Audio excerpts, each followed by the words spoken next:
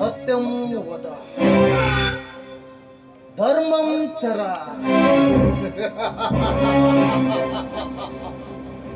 ಸತ್ಯವನ್ನೇ ನುಡಿ ಧರ್ಮದಿಂದ ನಡೆ.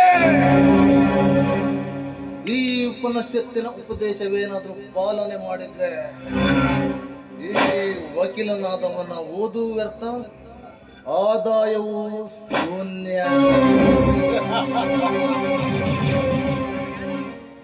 ಕಕ್ಷಿದಾರರ ಅಪೇಕ್ಷೆ ಮರಿಗೆ ತಕ್ಕ ಮಾತಿನ ಬಾಣ ಬಿಟ್ಟು ಅವರಲ್ಲಿ ಆತ್ಮವಿಶ್ವಾಸ ತುಂಬಿದ್ರೆ ಮಾತ್ರ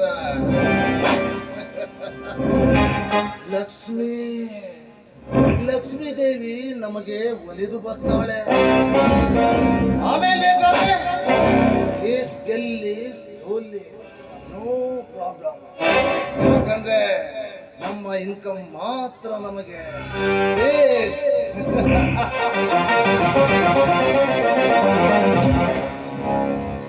ಈ ಅಡ್ವೊಕೇಟ್ ಶರಣಯ್ಯ ತೇರಿಯು ಕೂಡ ಸೈಲೆಂಟ್ ಆಗಿದ್ರು. ಸೈನಿಕರ ಪಿಲ್ಲರ್ ನಾನು.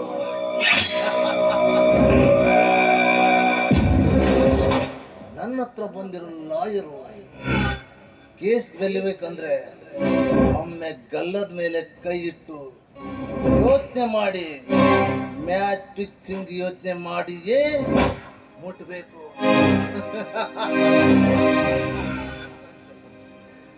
ಅಂದಾಗ ನನ್ನ ಕ್ಲೈಂಟ್ ಗೆಲ್ಲೇಬೇಕು.